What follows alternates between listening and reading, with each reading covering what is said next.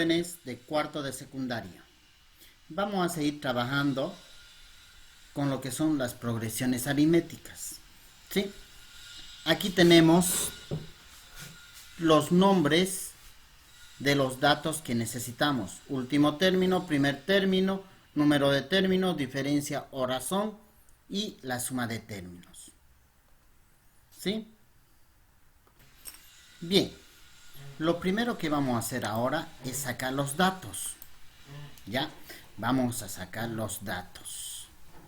Bien, dice, en una progresión aritmética, el octavo término, nos dice que va a haber 8 términos, es menos 16.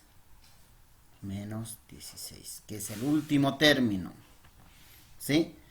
Y la diferencia menos 3. Calcular el primer término y la suma de términos. Primer término y la suma de términos. Entonces, primero vamos a calcular el primer término, que es igual al último término menos el número de términos menos 1 por la diferencia. Reemplazamos los datos. Último término menos 16 menos número de términos 8 menos 1. Por la diferencia, como es negativo, lo vamos a utilizar en paréntesis. Seguimos.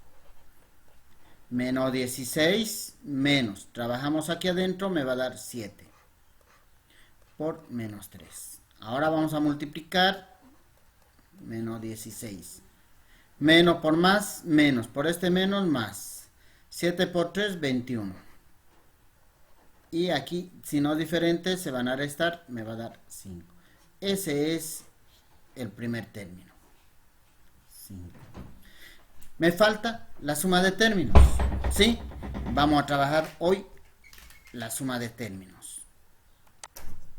Bien, copiamos nuestra fórmula. Sn es igual al número de términos por el primer término más el último término y todo esto dividido entre 2. Bien, reemplazamos para saber cuántos términos tenemos. Número de términos 8. Primer término 5.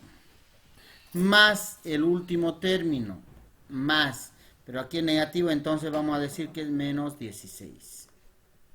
¿Sí? Sobre 2. ¿Por qué menos 16? Más por menos, menos. Suma de términos. 8. Voy a trabajar aquí adentro.